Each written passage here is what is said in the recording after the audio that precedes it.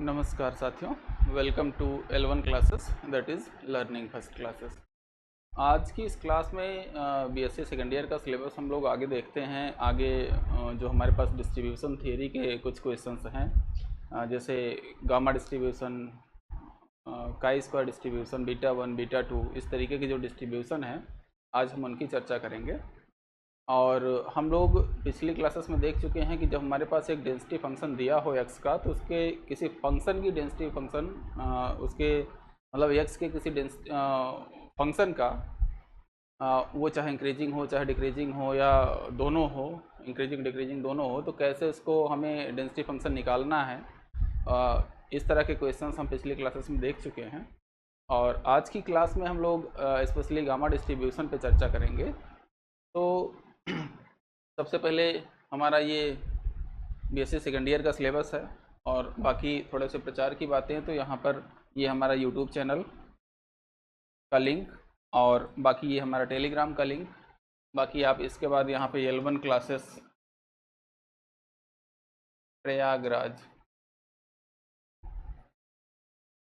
अगर play store पर search करते हैं तो हमें इस लोगों के साथ एक हमारे पास ऐप दिखाई देगा और इसके माध्यम से हम बाकी वहाँ पे रजिस्ट्रेशन वगैरह करने के बाद बाकी जो भी वहाँ पे क्लासेस चल रही हैं आप उनका फ़ायदा ले सकते हैं। एडमिशन अगर आपको आवश्यकता हो तो उस हिसाब से ले सकते हैं, आपको जिस कोर्स की आवश्यकता हो। तो आइए आज हम लोग सबसे पहले गामा डिस्ट्रीब्यूशन देखते हैं। गामा डिस्ट्रीब्यूशन,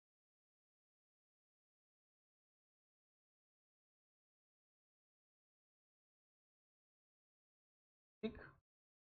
गामा डिस्ट्रीब्यूशन यहाँ पर हम जो देखेंगे बीएससी सेकेंड ईयर के सिलेबस में आप लोगों को यहाँ 2 पैरामीट्रिक हम लोग डिस्ट्रीब्यूशन देखेंगे पहले, और फिर उसके बाद हम उसमें बीटा का मान 1 पुट कर देंगे तो वो हमारा सिंगल या 1 पैरामीट्रिक डिस्ट्रीब्यूशन में कन्वर्ट हो जाएगा।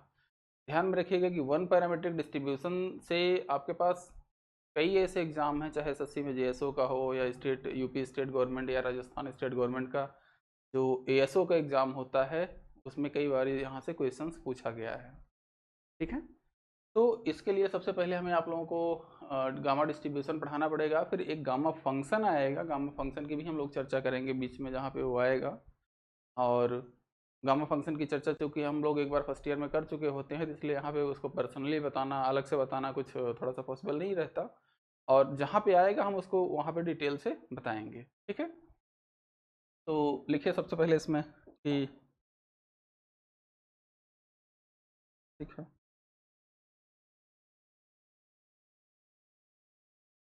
let x be a random variable with PDF fx x is equal to 1 upon beta की पावर अल्फ़ा गामा अल्फ़ा और x की पावर अल्फ़ा माइनस 1 e की power minus x upon beta, x greater than 0, alpha and beta greater than, ठीक है। तो जब इस type का हमारे पास डिस्ट्रीब्यूशन होगा तो हम उसको कहेंगे ये हमारा गामा डिस्ट्रीब्यूशन है। इसमें ध्यान में रखिएगा कि अल्फ़ा और बीटा का मान कुछ न्यूमेरिकल भी हो सकता है। तो यहाँ पर इसको इस तरीके से हम डिनोट करेंगे और सॉरी इसको इस तरीके का पीडीएफ होगा इस फॉर्मेट में, और उसके बाद हम इसको लिखेंगे इट इज़ डिनोटेड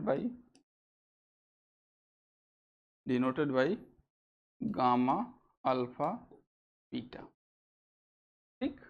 इसको हम इस तरीके से डिनोट करते हैं। अब बात आई हमारे पास कि सबसे पहले हम इसका मीन वेरिएंस फाइंड आउट करेंगे कि जितने भी डिस्ट्रीब्यूशन रहेंगे उनमें इनकी जितनी प्रॉपर्टीज़ होती हैं, मीन हो गया, वेरिएंस हो गया, मीडियन, मोड और moment generating function, probability generating function, characteristic function और उनका मेजर ऑफ स्क्यूनेस एंड कोर्टोसिस, जो भी इसके पास वहाँ पर डिस्ट्रीब्यूशन में कैलकुलेट करने के योग्य है या कैलकुलेट करने के जो भी लायक वहाँ पे पैरामीटर्स होते हैं, हम उनका कैलकुलेशन यहाँ पे करेंगे, ठीक है। तो यहाँ पर हम लोग ये देख लिए। अब इसमें हम देखते हैं इसका मीन कैसे फाइंड आउट करते हैं। तो मीन हमारे पास क्या हो जाएगा, एक्सपेक्टेशन ऑफ एक्स के बराबर यहाँ पर हम इसको रखते हैं। और ये डिफाइन कैसे होता है, माइनस इन्फिनिटी से infinity x f x d x, ठीक, x f x d x, इस तरीके से यहाँ ये डिफाइंड होता है। अब इसको यहाँ पर गामा डिस्ट्रीब्यूशन के लिए क्या लिखेंगे, 0 से इन्फिनिटी एक्स 1 बीटा की power alpha gamma alpha x की पावर अल्फा -1 ई की power -x upon beta D x, ऐसा लिख सकते हैं पीडीएफ का मान, और पीडीएफ की लिमिट जो है हमारे पास 0 से इन्फिनिटी। अब इसके बाद हमारे पास यहाँ पे क्या हो जाएगा, E1 बीटा की पावर अल्फा गामा अल्फा और 0 से इन्फिनिटी, 0 से इन्फिनिटी लिमिट, और x की पावर अल्फ़ा, यहाँ पर देखेंगे यहाँ x की पावर 1 है और ये यहाँ पे -1 कैंसिल आउट हो जाएगा, तो x की पावर अल्फ़ा बचेगा, और e की power -x upon beta D x, ये हमारे पास आ जाएगा। अब हम क्या करते हैं, इसको गामा फंक्शन में कन्वर्ट करते हैं। तो अब गामा फंक्शन क्या होता है, अब उसकी थोड़ी सी चर्चा कर लेते हैं। यहाँ पर देखिए क्या हो जाएगा,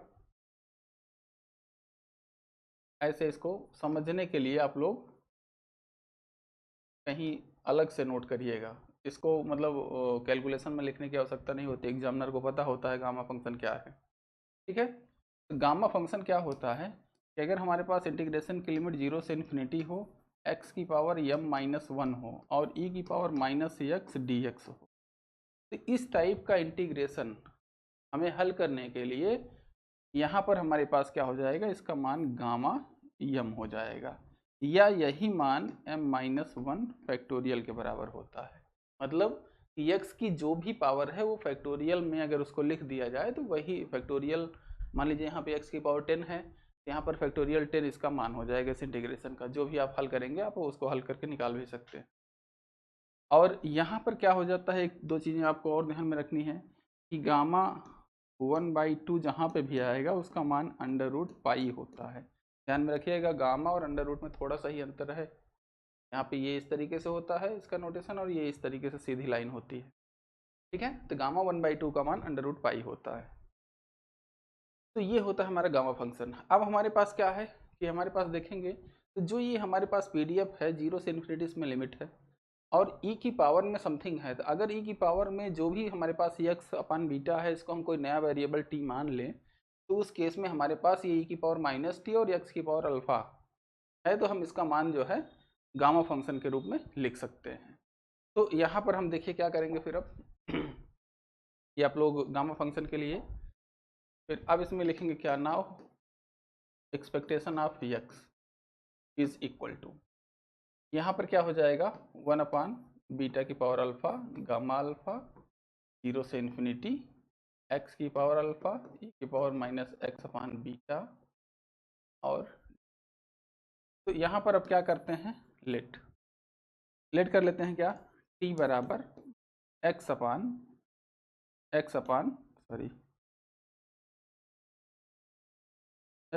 बीटा, तो यहाँ से क्या हो जाएगा x का मान बीटा t, और dx का मान क्या हो जाएगा बीटा इंटू dt। फिर अब जब हमने ट्रांसफॉर्मेशन यूज किया है तो इसमें लिमिट भी चेंज होगी, तो लिमिट क्या हो जाएगी, इफ़ x टेंड्स टू 0, यहाँ पे x का मान रख देंगे, यहाँ पर ये क्या हो जाएगा x का मान जब 0 होगा तो हमारे पास t का मान क्या हो जाएगा, t टेंड्स टू 0, और इफ़ x इन्फिनिटी जाएगा तो t भी इन्फिनिटी होगा, मतलब लिमिट चेंज नहीं होगी। तो इस केस में हमारे पास मीन का मान क्या हो जाएगा, mean is equal to expectation of x is equal to 1 beta की पावर अल्फा गामा अल्फा 0 से इन्फिनिटी, x का मान क्या है बीटा इंटू टी की पावर अल्फा e की पावर -t, और dx के स्थान पे बीटा टाइम्स dt, ठीक, इतना हो जाएगा। तो अब हमारे पास क्या हो जाएगा, अब इस यहाँ पे हम t जो वेरिएबल है उसको इंटीग्रेशन में, जो कांस्टेंट है उसको इंटीग्रेशन से बाहर करते हैं, तो यहाँ पर हमारे पास क्या मान आ जाएगा, एक्सपेक्टेशन ऑफ x का मान हो जाएगा हमारे पास 1 बीटा की पावर अल्फा गामा अल्फा फिर इसके बाद यहाँ पर देखेंगे तो यहाँ पे बीटा की पावर अल्फा और यहाँ पे एक बीटा की पावर अल्फा प्लस 1 हो जाएगा, बीटा की पावर अल्फा प्लस 1, 0 से इन्फिनिटी टी की पावर अल्फा और ई की पावर माइनस टी। ठीक है, क्योंकि यहाँ पे अब गामा अल्फा है इसलिए हम इसका इंटीग्रेशन का मान कोशिश ये करेंगे कि हमारे पास गामा में हो। तो गामा में इसको कन्वर्ट करने के लिए क्या कर देंगे, गामा प्लस 1 माइनस 1,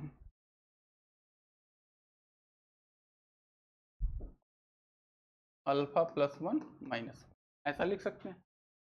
तो ये क्या हो जाएगा हमारे पास 1 अपान बीटा की पावर अल्फा गामा अल्फा और यहाँ पर बीटा की पावर अल्फा प्लस 1 और इसका मान हो जाएगा गामा अल्फा प्लस 1। ठीक है। अच्छा, एक चीज़ और, यहाँ पर एक जो हमारे पास गामा फंक्शन लिखा गया है, इस गामा फंक्शन में हमारे पास अगर गामा यम प्लस 1 हो तो इसको हम लिख सकते हैं इस तरीके से, यम गामा यम। ठीक है, इस तरीके से लिख सकते हैं। और गामा यम का मान यम माइनस 1 फैक्टोरियल के बराबर होता है और गामा 1/2 का मान अंडर रूट पाई होता है। तो इस तरीके से जब भी हम यहाँ पर देखेंगे तो हमारे पास जो कैलकुलेशन है कुछ इस तरीके से आएगा और इसका मान हमारे पास क्या हो जाएगा, बीटा की पावर अल्फा कैंसिल हो जाएगा और यहाँ पे बीटा अपान गामा अल्फा और यहाँ अल्फा इंटू गामा अल्फा आ जाएगा, गामा अल्फा कैंसिल आउट हो जाएगा और ये हमारे पास क्या हो जाएगा, अल्फा इंटू बीटा और ये क्या हो जाएगा हमारा मीन, ये हमारे पास मीन हो जाएगा। ठीक, अब हमारे पास मीन निकाल लिए हैं और मीन निकालने के बाद आपको बताया गया कि हमें वेरिएंस भी निकालना होता है। तो वेरिएंस के लिए क्या करते हैं, पहले ई एक्स स्क्वायर का मान फाइंड आउट करते हैं। तो यहाँ पर देखेंगे तो ई एक्स स्क्वायर का मान हम फाइंड आउट पहले करेंगे और फिर उसके बाद हमारे पास वेरिएंस ऑफ एक्स का मान निकालेंगे। तो यहाँ पर अब आइए e x square, e x square is equal to क्या हो जाएगा, लिमिट क्या आएगी, माइनस इन्फिनिटी से infinity x square f x d x. ये हमारा फार्मूला हो गया ई एक्स स्क्वायर निकालने का। फिर यहाँ पे क्या हो जाएगा, माइनस इन्फिनिटी से 0 से इन्फिनिटी, जब पीडीएफ का मान रखेंगे तो ये हो जाएगा 0 से infinity x square 1 upon beta की power alpha gamma alpha x की पावर अल्फा माइनस 1 ई की power minus x upon beta D x. ठीक, अब यहाँ पे ये इसके साथ लग जाएगा 1 अपान बीटा की पावर अल्फा गामा अल्फा और 0 से इन्फिनिटी एक्स की पावर अल्फा प्लस 1 ई की power minus x upon beta D x. ठीक, फिर से ये एक्स अपान बीटा का मान टी हम मान लेते हैं तो उसी तरीके से कन्वर्ट हो जाएगा। यहाँ पर लिखते हैं कि let x upon beta is equal to t implies x बराबर बीटा टी।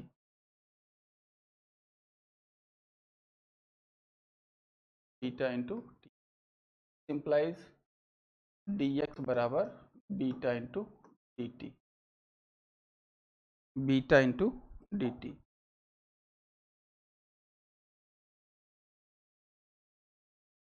ये हो जाएगा। लिमिट हमारे पास क्या हो जाएगी, if x tends to 0 t tends to 0 और if x tends to infinity t tends to. तो हमारे पास ई एक्स स्क्वायर का मान क्या हो जाएगा, 1 अपान बीटा की पावर अल्फ़ा बीटा की power alpha gamma alpha x की पावर यहाँ पर देखेंगे तो हमारे पास क्या हो जाएगा, 0 से इन्फिनिटी हमारी लिमिट है, एक्स की पावर अल्फ़ा प्लस 1 है तो एक्स का मान यहाँ पर रखेंगे। एक्स का मान क्या है, बीटा टी की पावर अल्फ़ा प्लस 1 इंटू ई की power minus T beta D T.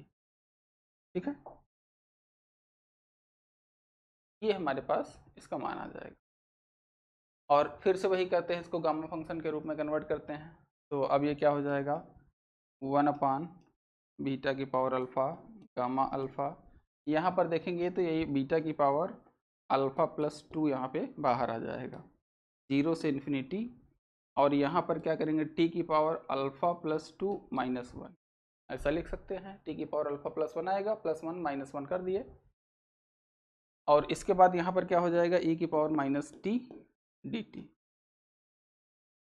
तो अब यहाँ पर देखेंगे बीटा की पावर अल्फ़ा भी कैंसिल हो जाएगा और बीटा स्क्वायर यहाँ पर बचेगा।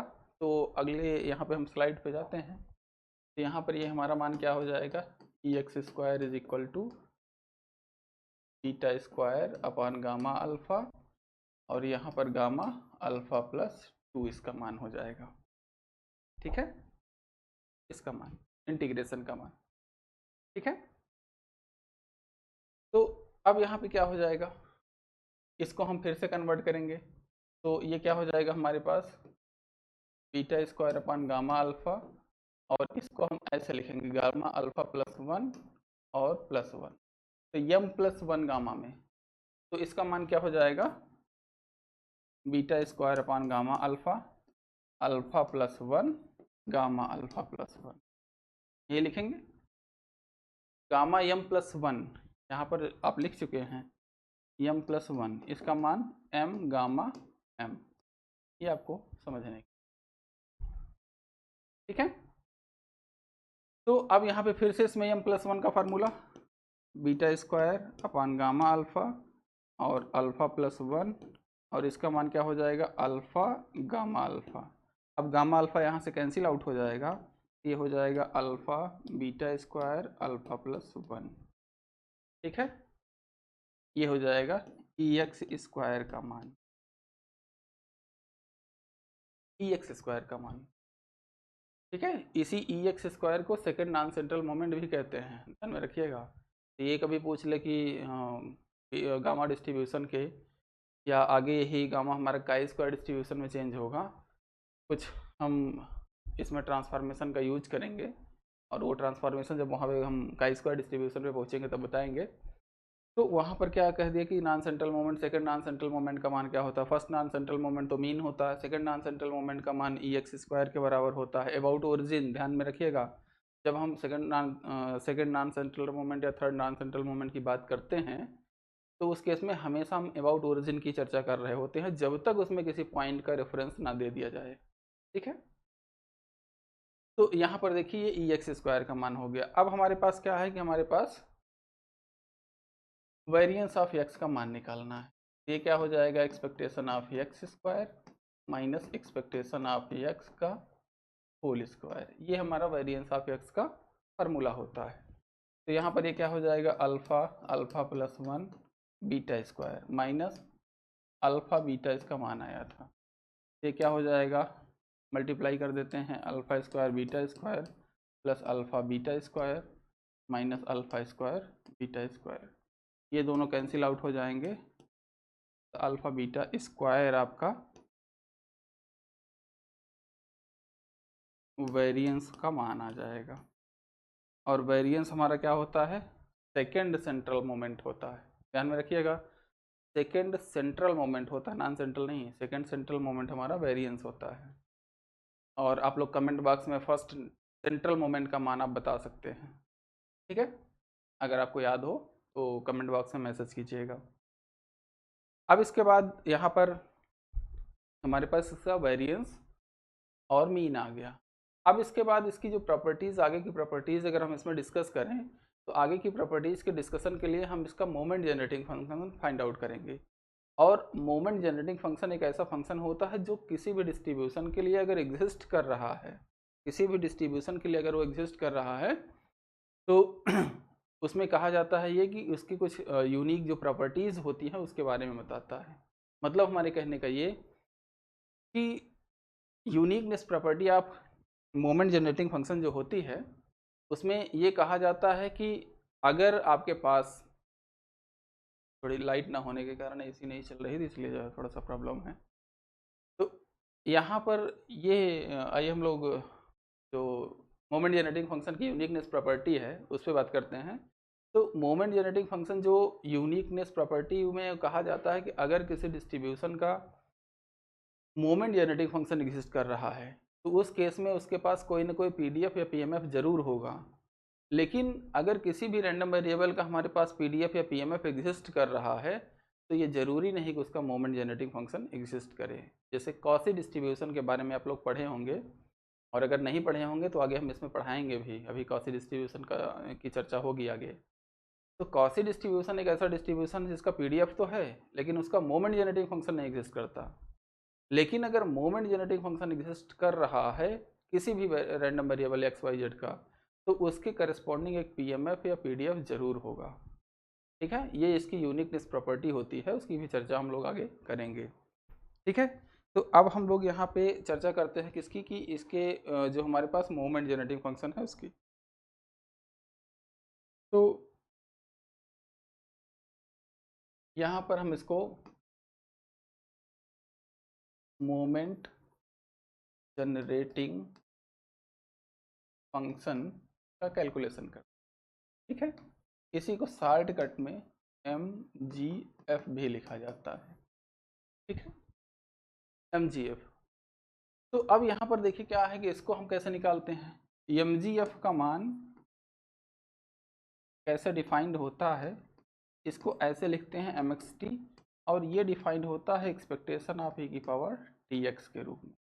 जैसे एक्सपेक्टेशन ऑफ एक्स हम मीन के लिए निकालते हैं, expectation of x square second non central moment होता है, उसी तरीके से यहाँ पर एक्सपेक्टेशन ऑफ e की पावर TX का मान जब हम कैलकुलेट करते हैं तो हमें मोमेंट जनरेटिंग फंक्शन मिलता है, ठीक है। तो यहाँ पर इसका मान क्या हो जाएगा, फार्मूला वही रहेगा, माइनस इन्फिनिटी से इन्फिनिटी, जिसका एक्सपेक्टेशन निकालना है वो टर्म यहाँ पर आता है, और इनटू यहाँ पर जो रैंडम वेरिएबल होता है वो मल्टीप्लाइड होता है, ठीक है। तो अब यहाँ पर इसका हम मान लिखते हैं, क्या हो जाएगा, 0 से इन्फिनिटी e की पावर TX और 1 अपान बीटा की power alpha gamma alpha x की पावर अल्फ़ा माइनस 1 e की power minus x upon beta dx, ये इसका मान हुआ। अब इसी को हम कैलकुलेट करते हैं, तो यहाँ पर ध्यान में रखिएगा e की पावर TX है और e की power minus beta sorry x upon beta है, तो इन दोनों को एक साथ हम ले आएंगे। तो इसमें हम कॉमन करते हैं, पहले जो कांस्टेंट टर्म है उसको हम बाहर निकालते हैं। तो यहाँ पर देखिए क्या हो जाएगा,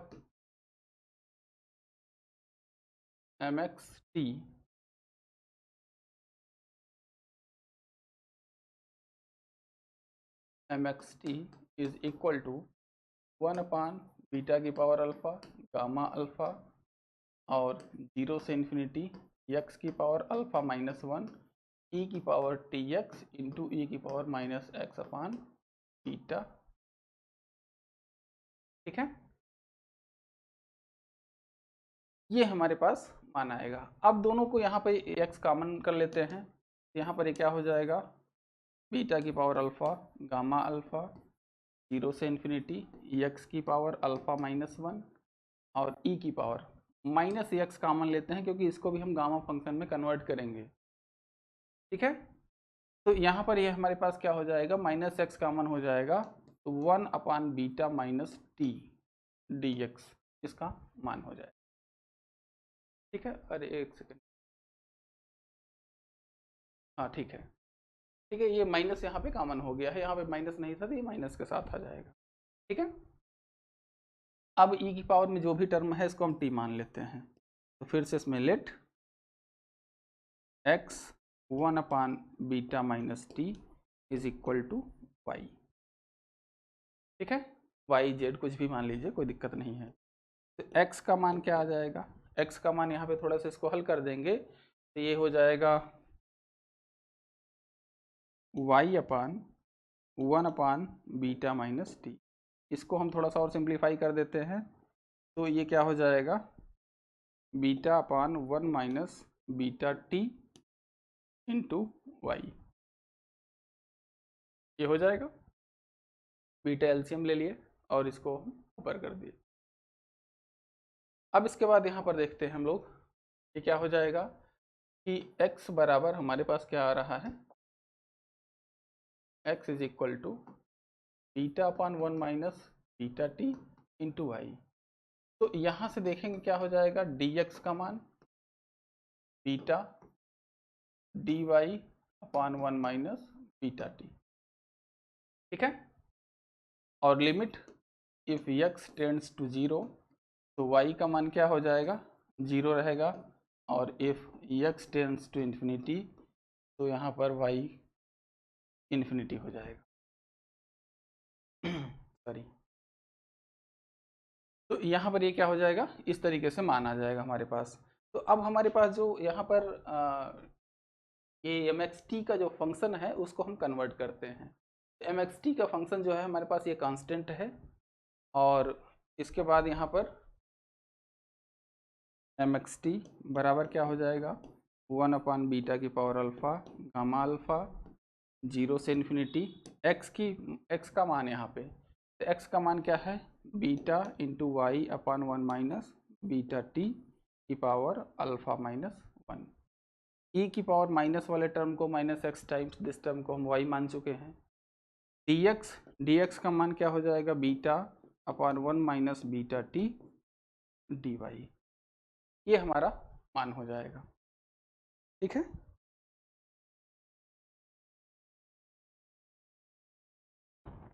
अब आगे हम लोग क्या करेंगे इसमें, अब आगे इसमें हम लोग देखेंगे अगर तो इसमें जो कांस्टेंट टर्म है हम इसको बाहर निकालेंगे सबसे पहले। तो यहाँ पर देखेंगे mxt is equal to 1 upon beta की power alpha gamma alpha beta upon 1 minus beta t की पावर। यहाँ पर देखेंगे पावर क्या आएगा, यहाँ से पावर अल्फा माइनस 1 रहेगा 1 अपॉन 1 माइनस बीटा टी का, और यहाँ से एक पावर आएगी, ये क्या हो जाएगा, बीटा की power beta upon 1 minus beta की पावर अल्फा हो जाएगा, ठीक है। तो ये अल्फा हो गया, फिर 0 से इन्फिनिटी, और y की पावर अल्फा माइनस 1 और e की power minus y d y. इतने का मान क्या हो जाएगा, यहाँ पर देख लीजिए, यहाँ पर बचेगा y की पावर अल्फा माइनस 1, e की power minus y d y, और ये इंटीग्रेशन, ठीक है। तो अब यहाँ पर ये क्या हो जाएगा, बीटा की पावर अल्फा कैंसिल आउट हो जाएगा, 1 upon gamma alpha 1 minus beta t की पावर अल्फा, ठीक है। और इसका मान गामा अल्फा कैंसिल आउट हो जाएगा, तो हमारा mxt का मान क्या आ जाएगा, 1 अपॉन 1 माइनस बीटा टी की पावर अल्फा, ये हमारा mxt का, ठीक है। हम इसका moment generating function find out कर चुके। इसी तरीके से हम इसका जो भी आगे का टर्म रहेगा कैरेक्टरिस्टिक फंक्शन, उसको भी फाइंड आउट करेंगे। तो अब इसमें देखिए, सबसे पहले हम क्या फाइंड आउट करेंगे, इसका हम कैरेक्टरिस्टिक फंक्शन निकाल लेते हैं, ठीक है। कैरेक्टरिस्टिक फंक्शन, तो यहाँ पर देखिए कैरेक्टरिस्टिक फंक्शन कैसे निकाला जाता है। कैरेक्टरिस्टिक फंक्शन ये क्या हो जाएगा, कैरेक्टरिस्टिक फंक्शन जो डिफाइंड होता है इसको हम लिखते हैं एक्सपेक्टेशन ऑफ e की पावर आई टी एक्स, ठीक। एक्सपेक्टेशन ऑफ e की पावर टी एक्स का मान क्या होता है, मोमेंट जनरेटिंग फंक्शन के बराबर होता है, लेकिन एक्सपेक्टेशन ऑफ e की पावर आई टी एक्स जो होता है वो कैरेक्टरिस्टिक फंक्शन होता है। तो ध्यान में रखिएगा, जिन डिस्ट्रीब्यूशंस का हमारे पास मोमेंट जनरेटिंग फंक्शन नहीं एग्जिस्ट करता, जिसका हम mgf नहीं कैलकुलेट कर पाते, उस केस में हम यहाँ पर कैरेक्टरिस्टिक फंक्शन का मान फाइंड आउट करते हैं, और उस केस में हमारे पास क्या होता है, कैरेक्टरिस्टिक फंक्शन उस डिस्ट्रीब्यूशन के बारे में सारी प्रॉपर्टीज़ को बताता है, ठीक है। तो आइए हम इसको देखते हैं फिर। ये क्या हो जाएगा, एक्सपेक्टेशन ऑफ e की power i t x is equal to 0 से इन्फिनिटी e की power i t x into 1 upon beta की power alpha gamma alpha x की power alpha minus one e की power minus x upon beta और d x. ठीक, फिर से ई की पावर आई टी एक्स है, तो यहाँ पर हम इसको ई के साथ लाएंगे जैसे हमने एम जी एफ में किया हुआ है। तो यहाँ पर क्या हो जाएगा, कैरेक्टरिस्टिक फंक्शन ये हो जाएगा वन अपान बीटा की पावर अल्फ़ा गामा अल्फ़ा 0 से इन्फिनिटी एक्स की power alpha minus one e की पावर माइनस आई टी एक्स, सॉरी माइनस नहीं है यहाँ पे, और ई की power minus x upon beta. ठीक, ये इसका मान था, आप पिछले स्लाइड से देख सकते हैं, ई की पावर आई टी एक्स और ये सारी चीज़ें। तो अब यहाँ पर देखिए क्या हो जाएगा, ये वन अपान बीटा की पावर अल्फ़ा गामा अल्फ़ा 0 से इन्फिनिटी एक्स की पावर अल्फ़ा माइनस वन और ई की पावर माइनस एक्स कॉमन दोनों में, ये क्या हो जाएगा one upon beta minus I T, वहाँ पर टी था यहाँ पर आई टी। ठीक, अब फिर से यहाँ पर लेट क्या x one upon beta minus I T को हम जेड मान लेते हैं। ठीक है, तो ये क्या हो जाएगा, x is equal to beta upon one minus beta i t और जेड, इसका मान हो जाएगा x का। अब इसी को हम डिफरेंशिएट कर लेते हैं, तो dx का मान क्या हो जाएगा, आई बीटा टी, सॉरी गलत हो गया ये, यहाँ पर देखेंगे beta upon one minus i beta t है, तो ये क्या हो जाएगा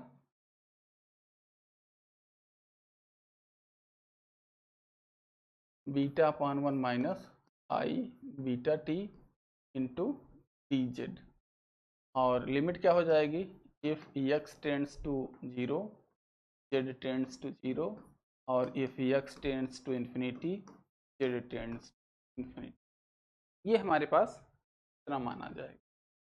तो हमारे पास कैरेक्टरिस्टिक फंक्शन का मान क्या हो जाएगा, वन अपान बीटा की पावर अल्फ़ा गामा अल्फ़ा 0 से इन्फिनिटी और एक्स की पावर अल्फ़ा माइनस वन, तो एक्स का मान क्या है beta upon one minus i beta T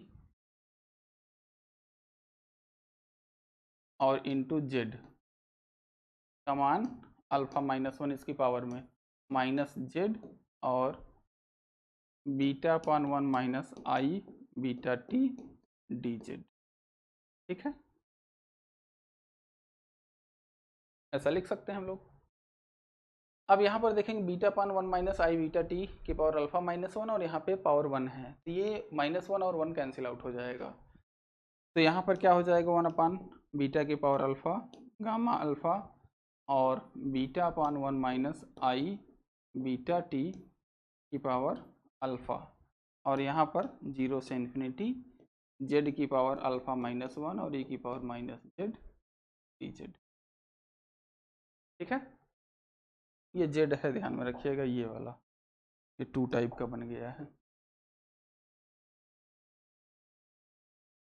तो ये हमारे पास कैरेक्टरिस्टिक फंक्शन, अब इसको थोड़ा सा और सॉल्व कर लेते हैं, बीटा की पावर अल्फ़ा कैंसिल आउट हो जाएगा और यहाँ से इसका मान क्या हो जाएगा गामा अल्फ़ा आएगा, तो यहाँ पर इसमें देखिए क्या हो जाएगा फिर वन अपान गामा अल्फ़ा और one upon one minus i beta t की पावर अल्फ़ा और गामा अल्फ़ा, ये कैंसिल आउट हो जाएगा, तो कैरेक्टरिस्टिक फंक्शन का मान जो आएगा हमारे पास one upon one minus i beta t की पावर अल्फ़ा, ये हमारा कैरेक्टरिस्टिक फंक्शन हो जाएगा। ठीक है, अब क्या हुआ, मोमेंट जेनरेटिंग फंक्शन हम फाइंड आउट कर चुके और कैरेक्टरिस्टिक फंक्शन हम लोग फाइंड आउट कर चुके।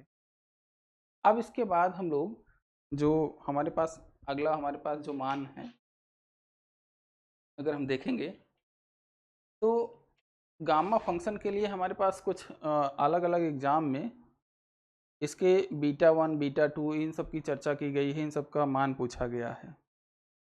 तो सबसे पहले हम लोग यहाँ पे उसी का मान निकालेंगे, लेकिन ध्यान में रखिएगा 2 पैरामीट्रिक डिस्ट्रीब्यूशन के लिए जब हम 2 पैरामीटर की बात करेंगे तो 2 पैरामीटर के केस में हमारे पास इसका मान नहीं पूछा जाता, या इसका कैलकुलेशन बड़ा टफ हो जाता है। और जब इसका कैलकुलेशन टफ हो जाता है तो उस केस में हमारे पास होता क्या है कि 1 पैरामीट्रिक डिस्ट्रीब्यूशन के बारे में पूछता है। वो जो भी यहाँ पे मान रहेगा, मतलब गामा अल्फा बीटा को 2 पैरामीट्रिक गामा डिस्ट्रीब्यूशन को हम 1 पैरामीट्रिक डिस्ट्रीब्यूशन में कन्वर्ट करेंगे, फिर उसके बाद इसके लिए हम स्क्यूनेस और कुर्टोसिस का मान भी फाइंड आउट करेंगे। और जब हम वो मान फाइंड आउट कर लेंगे तो उस केस में हमारे पास ये हो जाएगा कि गामा डिस्ट्रीब्यूशन का नेचर कैसा है, पॉजिटिवली स्क्यूड है, निगेटिवली स्क्यूड है या सिमेट्रिक है। फिर उसके बाद कुर्टोसिस का मान निकाल लेंगे, तो कुर्टोसिस से हमें यह पता चल जाएगा कि गामा डिस्ट्रीब्यूशन का जो ग्राफ होता है वो किस टाइप का होता है। किस टाइप का इन द सेंस ये कह सकते हैं कि वो लेप्टोकर्टिक है, प्लेटिकर्टिक है, नॉर्मल कर्व है या मेजोकर्टिक जिसको भी हम कहते हैं, तो वो किस टाइप का ग्राफ है। और ये भी आपके ऑब्जेक्टिव क्वेश्चन में कई बार पूछा गया है, ठीक है। तो स्पेशली जब भी जैसे इलाहाबाद यूनिवर्सिटी का भी सिलेबस हम पढ़ा रहे थे, इलाहाबाद यूनिवर्सिटी में जब भी जैसे सेमेस्टर सिस्टम लागू होगा, अभी हालांकि लागू नहीं है, तो जब सेमेस्टर सिस्टम लागू हो जाएगा तो उस केस में क्या हो जाएगा कि ऑब्जेक्टिव क्वेश्चन पेपर भी कुछ आने लगते हैं। कुछ क्वेश्चंस जो जैसे स्टेट यूनिवर्सिटी का सिलेबस देखेंगे जहाँ पे न्यू एजुकेशन पॉलिसी लागू हो चुकी है, वहाँ पर देखेंगे तो कुछ ऑब्जेक्टिव क्वेश्चंस भी पूछे जाते हैं, और उन ऑब्जेक्टिव क्वेश्चंस का मान इन्हीं डिस्ट्रीब्यूशन के जो कैरेक्टरिस्टिक या जो रिजल्ट हम बताते हैं उन्हीं से कोरिलेट करके दिया जाता है, ठीक है। तो ये हुआ हमारा characteristic function of the gamma distribution. अब इसके बाद हम लोग देखते हैं यहाँ पर गामा डिस्ट्रीब्यूशन का जो सिंगल मतलब 1 पैरामीट्रिक गामा डिस्ट्रीब्यूशन है। तो यहाँ पर नोट करके लिखेंगे। नोट क्या है कि हमारे पास जो गामा डिस्ट्रीब्यूशन है उसमें हम आप लोगों को पहले बता चुके हैं कि हमें क्या करना है, बीटा का मान 1 पुट करना है, ठीक है। तो सबसे पहले नोट में यहाँ पर लिख लीजिएगा कि गामा अल्फा बीटा, क्योंकि अभी ये बात याद रहेगी, बाद में हो सकता ना याद रहे तो नोट्स में फिर क्लास कहाँ ढूंढेंगे, तो इसलिए सारी चीज़ें आपको लिखवाई जाएंगी। तो gamma alpha beta is known as 2 parametric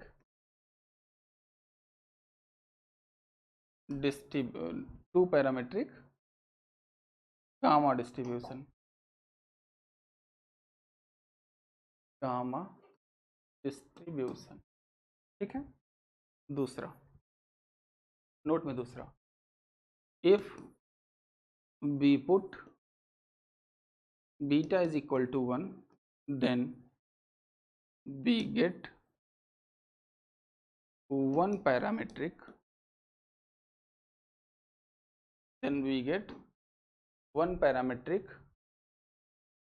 gamma